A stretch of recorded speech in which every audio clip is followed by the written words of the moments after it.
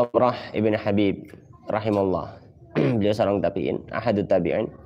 Kalau beliau mengatakan mereka di sini maksudnya sahabat. Mereka suara sahabat yastahibbu suka. Idza suwiya jika sudah diratakan alal mayiti atas mayit qabruhu kuburnya.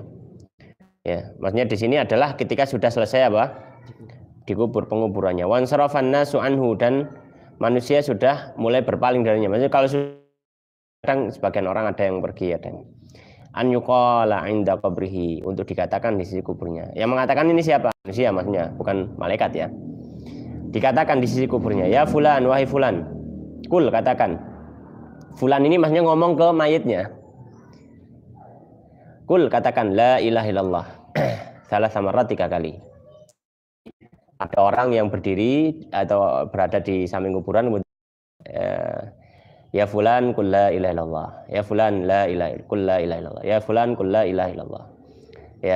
Ya fulan kemudian nambah lagi ya fulan kul rabbi Allah wa dinil Islam wa nabiyyi Muhammadun sallallahu alaihi wasallam.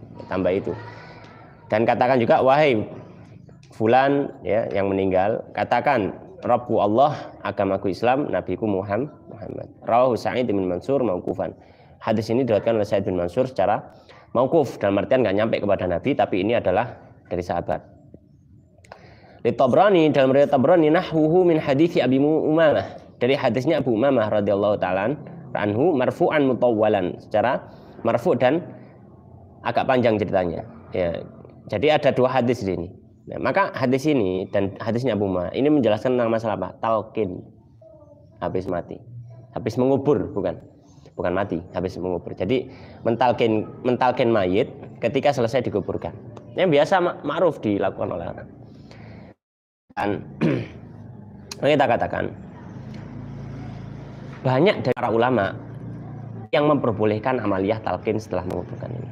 Dan saya pernah beberapa kali juga, 2 kali atau sekali ya, nulis masalah ini, masalah talqin jenazah. Talqin jenazah, bagaimana pendapat para fuqaha mazhab. Ya, banyak dari mereka yang menganjurkan dan itu tidak ada satu masalah sama sekali.